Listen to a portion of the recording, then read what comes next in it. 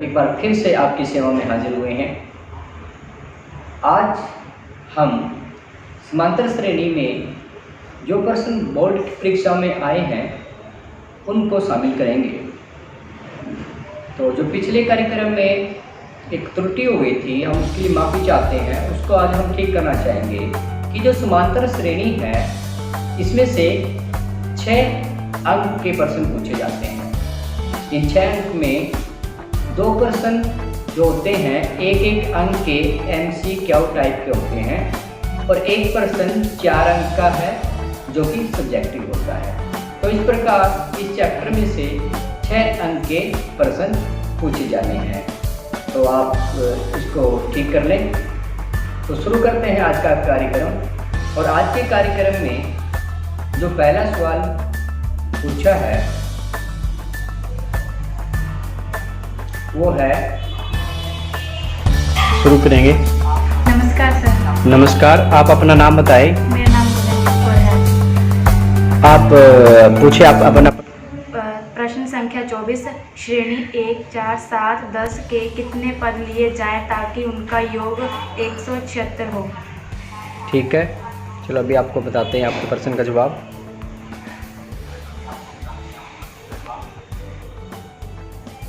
तो गगनदीप कौर ने जो सवाल पूछा है, ये सवाल 2020 मार्च 2020 के डी कोड में ये सवाल पूछा गया है। इस सवाल में आपको एक श्रेणी दी हुई है 1, 4, 7, 10 और इसमें पूछा गया है कि कितने पद लिए जाए ताकि योग 176 हो जाए। आइए इस प्रश्न को हल करते हैं। यहाँ प्रथम पद जो है वो a बराबर 1 है, दूसरा पद आपके पास 4 आ गया है। तो जो इसका सार्वंतर d बनेगा वो 4 घटा में 1 बराबर 3 होगा। चलिएगा, आप मान लेते हैं कि n पदों का योग 176 है, क्योंकि हम इस सूत्र हम पढ़ चुके हैं कि जो Sn होता है, n पदों का योग का जो सूत्र है वो है Sn बराबर है n/2a इंटू में 2a प्लस n-1 इंटू में d, जो कि 176 दिया हुआ है।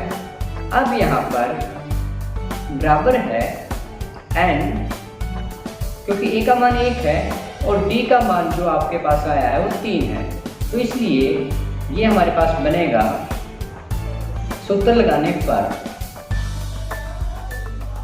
Sn बराबर है n/2 इंटू में 2a plus n-1 into d बराबर है 176, जो कि इस प्रश्न में दिया हुआ है। अब क्योंकि a का मान 1 है और d का मान 3 है, इन मान को अगर हम सूत्र में रखते हैं तो हम प्राप्त करते हैं बराबर है n इंटू में 2 इंटू 1 प्लस n-1 इंटू में 3 बराबर हो गया है 176 गुणा में 2। जो 2 उधर डिवाइड था वो हमने यहाँ पर लाकर गुणा कर दिया है। बराबर है n इंटू में 2 प्लस 3n-3 बराबर है 352। बराबर है n इंटू में 3n-1 बराबर है 352। अब गुणा करने पर 3n² माइनस n बराबर है 352 बराबर है 3n² माइनस n माइनस 352 बराबर हो गया 0। अब हम इसके गुणनखंड करते हैं। गुणनखंड करने पर हम पाते हैं कि जो दिया गया है इसको हम लिख सकते हैं 3n² माइनस 33n प्लस में 32n माइनस में 352 बराबर 0 हो गया। अब इसके गुणनखंड जो बनेंगे, अब हम कॉमन ले लेते हैं।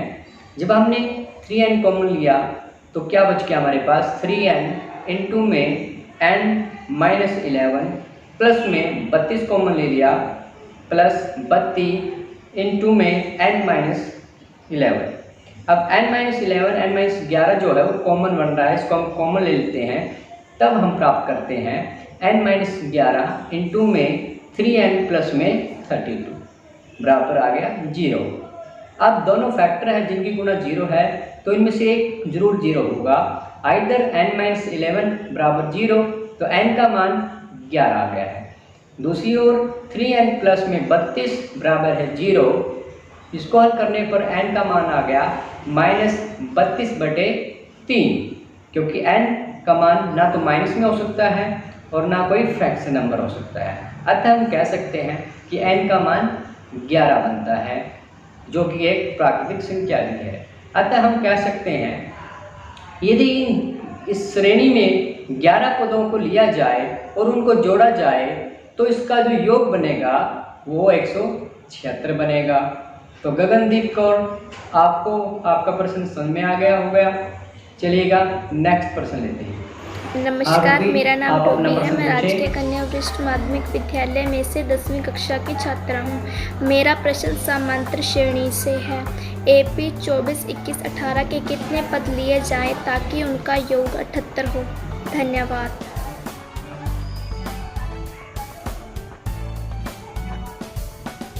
तो रूबी ने पूछा है कि एक AP 24, 21, 18 के कितने पद लिए जाए ताकि उनका योग 78 हो। अब योग है, तो योग का जो सूत्र है आपके पास Sn बराबर है n/2 इंटू में 2a प्लस n-1 इंटू में d, क्योंकि इन पदों इतने पद लेने हैं कि इनका योग 78 हो जाएगा। तो इस सूत्र को हम लिख देंगे बराबर है 78 के, या कह सकते हैं n/2 2a plus n-1 into में d बराबर हो गया आपका 78 हो गया है। अब यहाँ पर a का मान है 24 और जो d है वो बनेगा आपके पास 21 माइनस 24 बराबर है -3। अब d का मान -3 है।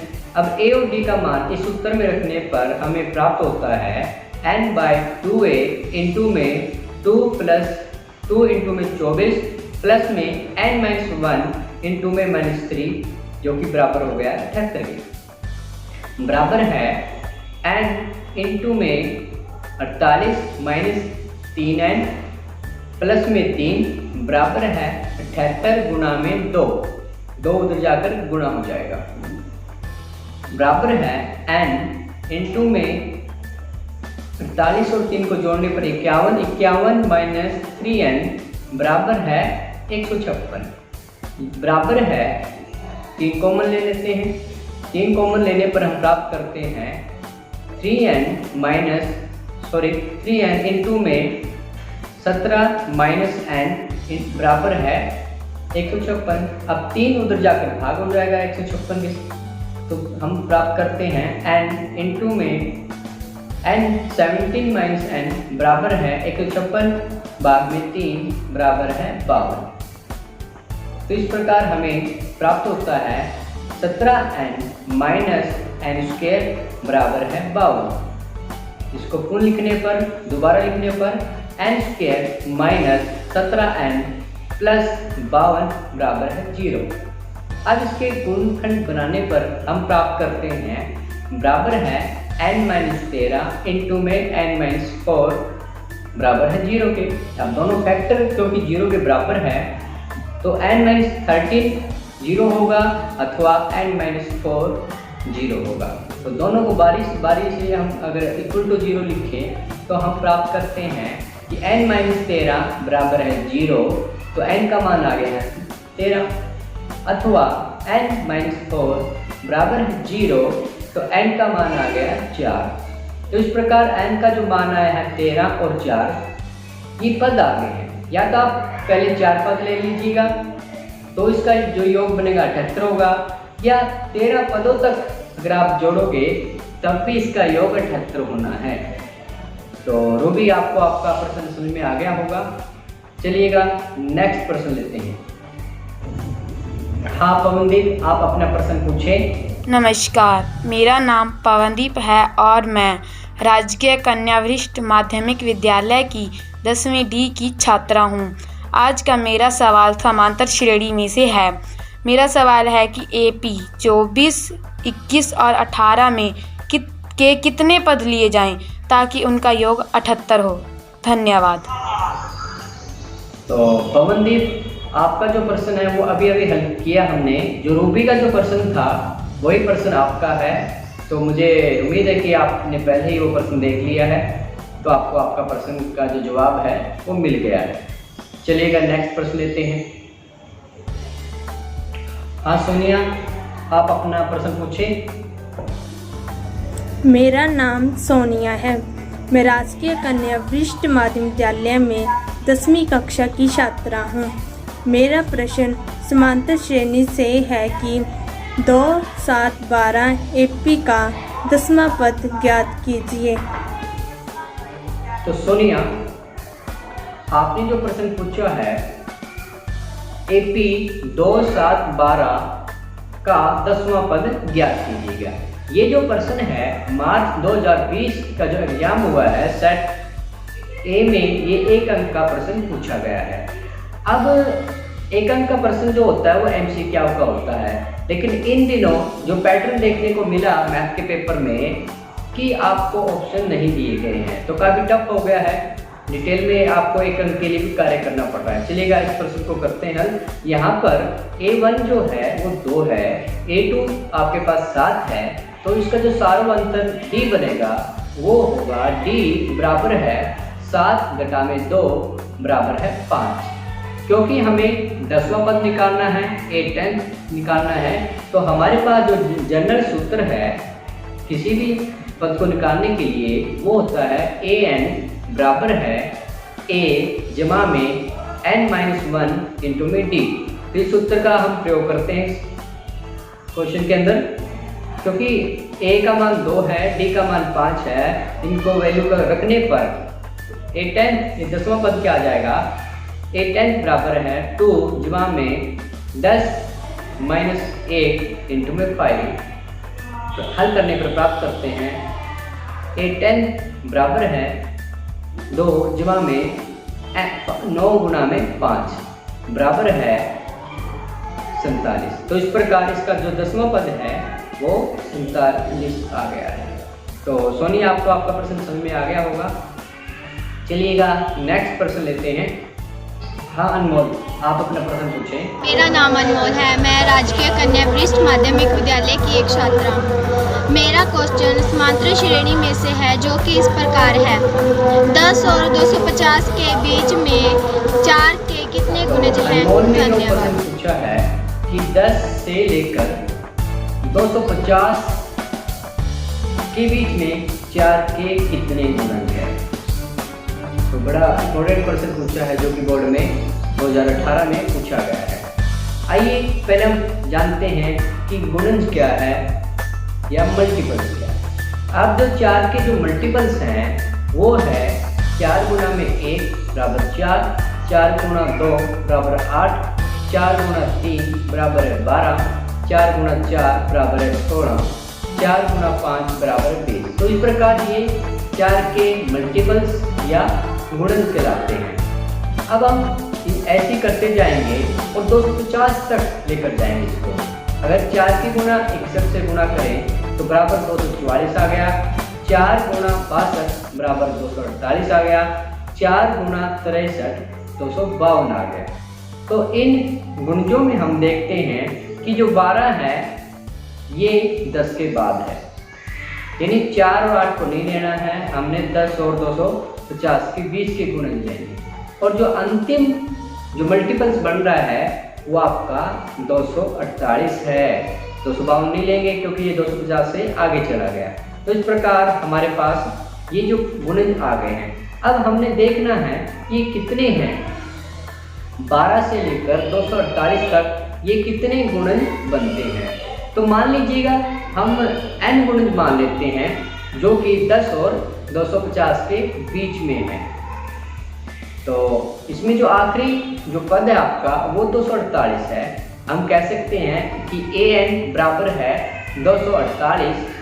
तो an पद निकालने का जो सामान्य सूत्र है an बराबर है a1 + n - 1 इंटू में d।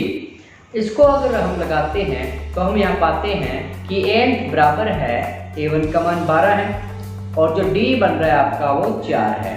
तो इस जनरल फार्मूले में जब हम लगा देते हैं इन वैल्यूज़ को तो हम पाते हैं बराबर है 12 जमा में n-1 इंटू में 4 बराबर है 248।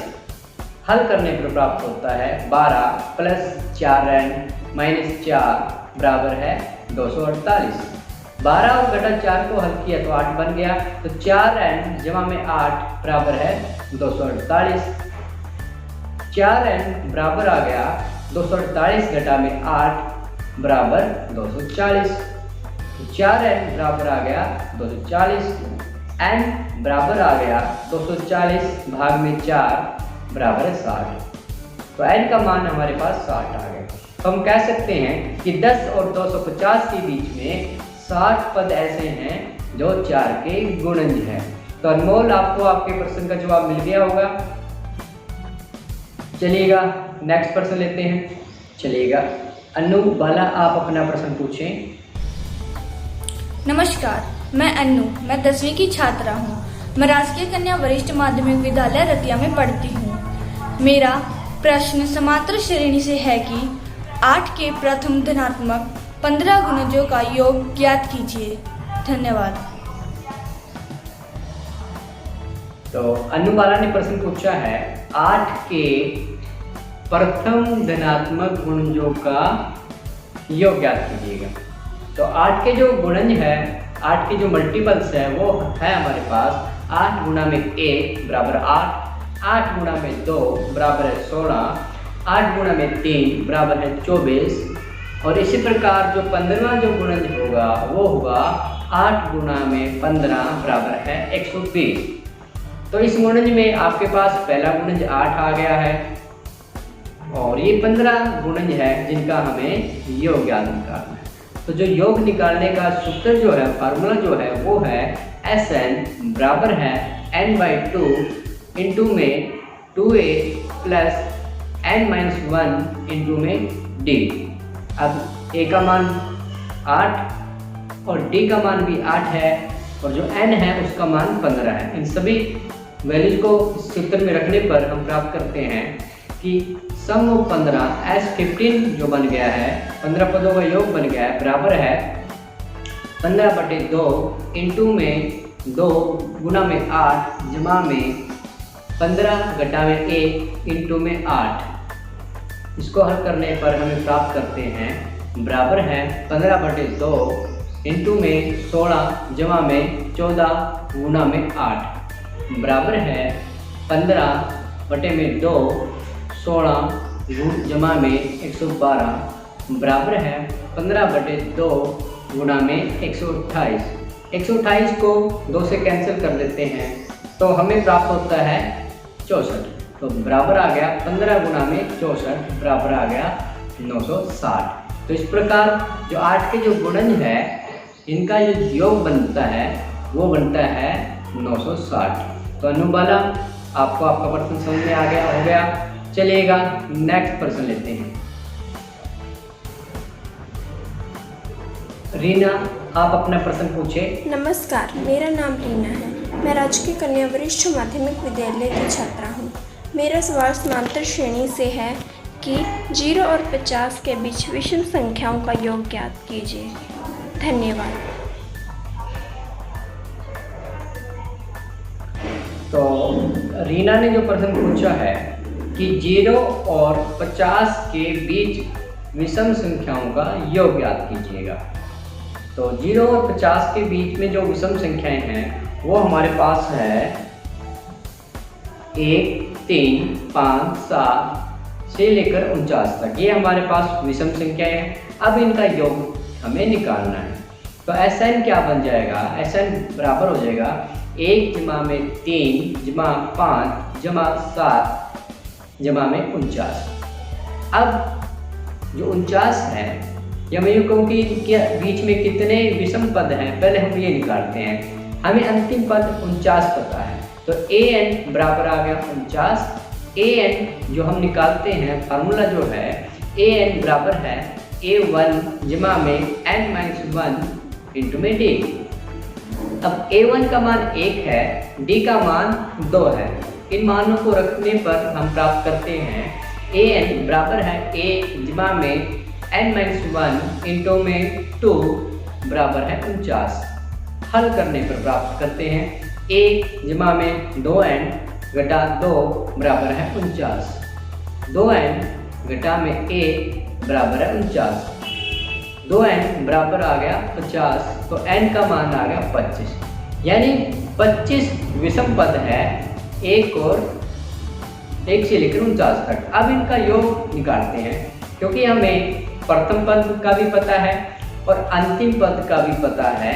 तो इस प्रकार हम योग जो निकालेंगे उसके लिए सूत्र लगाते हैं Sn बराबर है n/2 इंटू में a जमा में l।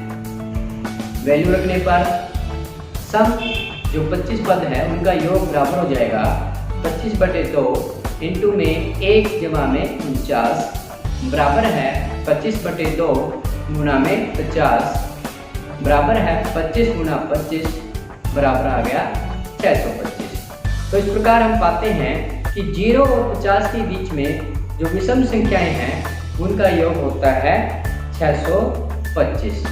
तो रीना, आपको ये आपका प्रश्न समझ में आ गया होगा। ये प्रश्न 2019 के सी कोड में पूछा गया था।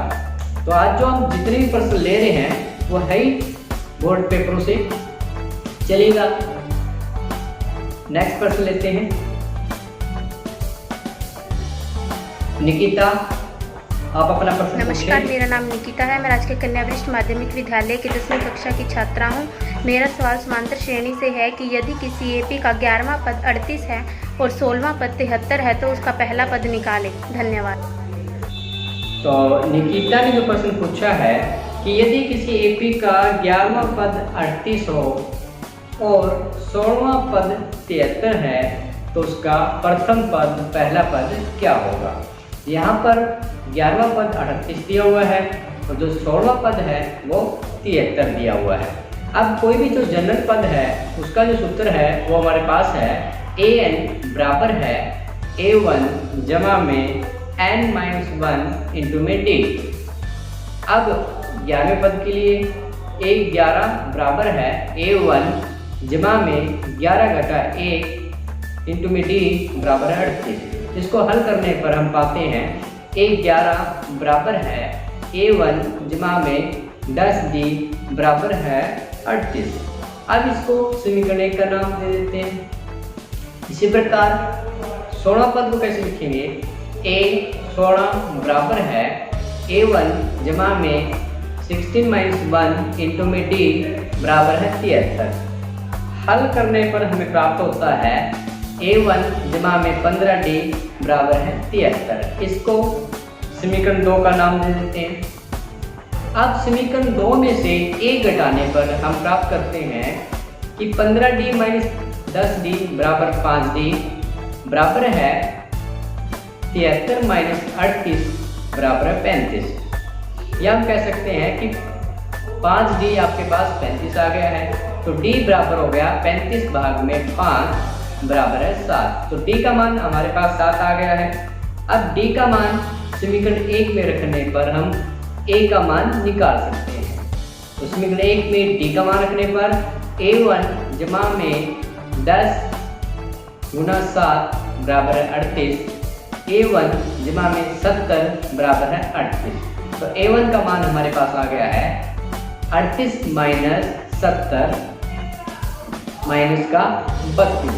तो a1 बराबर आ गया माइनस का 32। तो ये इसका प्रथम पद है। तो निकिता, आपको आपका प्रश्न समझ में आ गया होगा। तो जितने भी बच्चे स्टूडेंट टीचर देख रहे हैं वो इसे फेसबुक पे शेयर करें, इसको व्हाट्सएप पे शेयर करें ताकि ज़्यादा से ज़्यादा इसका लाभ उठा सके। आइए नेक्स्ट प्रश्न लेते हैं। प्रिया, आप अपना प्रश्न पूछें। नमस्कार, मेरा नाम प्रिया है। मैं राजकीय कन्या वरिष्ठ माध्यमिक विद्यालय में से 10वीं C की छात्रा हूँ। मेरा सवाल समांतर श्रेणी से है। यदि AP के तीसरे और 9वें पद क्रमश 4 और -8 है तो इसका कौन सा पद शून्य होगा? धन्यवाद। बहुत ही बढ़िया प्रश्न पूछा प्रिया ने। ये 2015 में पूछा गया था कि यदि तीसरा पद 4, 9वां पद -8 है तो कौन सा पद शून्य होगा? चलिएगा, हम मान लेते हैं कि इसका nth पद ऐसा है जो शून्य है। अब हमें थर्ड टर्म दी हुई है। थर्ड टर्म को कैसे लिखेंगे? A3 बराबर है A1 जमा 2D बराबर है 4। इसी प्रकार 9वां पद है A9 बराबर है A1 जमा में 8D बराबर है -8। अब इक्वेशन 1 में से इक्वेशन 2 घटाने पर हमें प्राप्त होता है घटा के 6D बराबर है 12 या D बराबर आ गया -2। अब D का मान हमें मिल गया है। अब A का मान निकालते हैं। तो D का मान इक्वेशन 1 में रखने पर A1 जमा में 2 इंटू -2 बराबर है 4। A1 घटा के 4 बराबर है 4। तो A1 क्या आ गया? 8। अब हमारे पास A1 का मान प्रथम पद 8 है, D का मान -2 है, तो nth पद जो कि 0 है वो कौन सा होगा? अब nth टर्म निकालने का जो सूत्र होता है वो होता है A1 जमा में n-1 इंटू में D बराबर है 0। A1 का मान 8 है, D का मान -2 है। इन मान को रखते हैं। 8 जमा में n-1 इंटू में -2 बराबर है 0। 8 -2n जमा 2 बराबर है 0 बराबर है 10 घटा 2n बराबर है 0। 10 बराबर है 2n, तो n बराबर आ गया 5। तो इसका मतलब पांचवा पद जो होगा इस AP का वो 0 होगा, वो शून्य होगा। तो ये था आज का कार्यक्रम।